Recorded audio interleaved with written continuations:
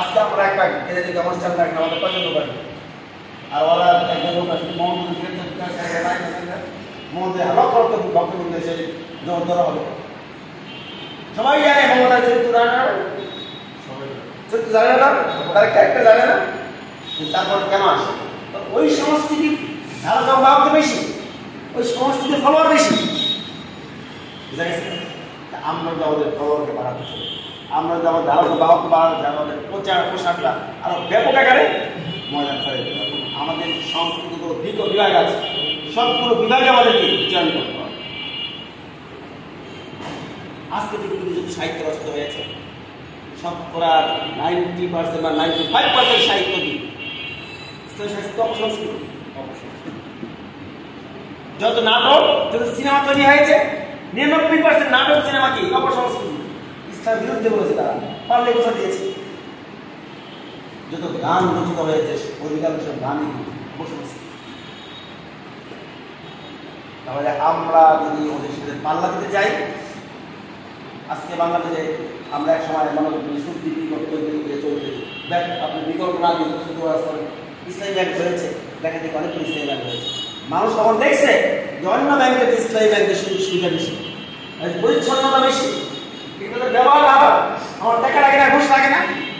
সব দিক থেকে আমার কম বালের মধ্যে ইসলামী ব্যাংকে ছিল আসলে আসলে সব দিক থেকে কিন্তু আমরা আমাদের আদর্শ লালন করতে পারি পালন করতে পারি প্রচার করতে পারি প্রতিষ্ঠিত করতে পারি তাহলেও মানুষ আমাদের সংস্কৃতি গ্রহণ করতে বাধ্য আমরা যে কমিটি করে দিলাম এই কমিটির কাজ হবে আমাদের প্রত্যেক থানা ভিত্তিক ইউনিয়ন ভিত্তিক গ্রাম ভিত্তিক আমাদের কমিটি করা হবে আমরা একটা জানা চেষ্টা করেছিলাম কিছু পয়েন্টগুলো আপনাদের সামনে তুলে করি এক নম্বর হলো প্রথম পয়েন্টটাই হলো পত্র পত্রিকা প্রকাশ খেয়াল করছেন আপনারা দ্বিতীয় পয়েন্ট হলো ইসলামিক গান রচনা ও প্রচলন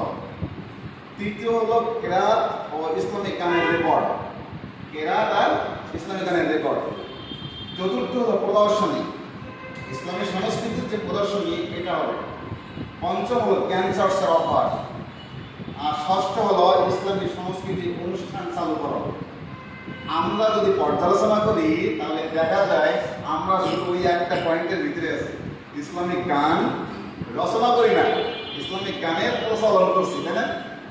সুতরাং আমরা এই যে ৬টা পয়েন্টে আমাদের কাজ করতে বলা হয়েছে সংগঠন সেখানে ৬টা পয়েন্টের একটা পয়েন্টের কাজ তাও তার আবার সব পয়েন্টে তাই না বুঝে আসলো কিনা আমরা এখান থেকে বের হয়ে আসবো ইনশাআল্লাহ বের হয়ে এসে ওটাও থাকবে এর সাথে বাকি পয়েন্টগুলোর উপরে কাজ করবো ইনশাআল্লাহ আল্লাহ রাব্বুল আলামিন সেই সময়গুলোতে আমাদেরকে যোগ্যতা মেধা যোগ্যতা সহিত আন্তরিকতা বজায় রেখে এই পয়েন্টগুলো বাস্তবায়ন করা তৌফিক দান করুন।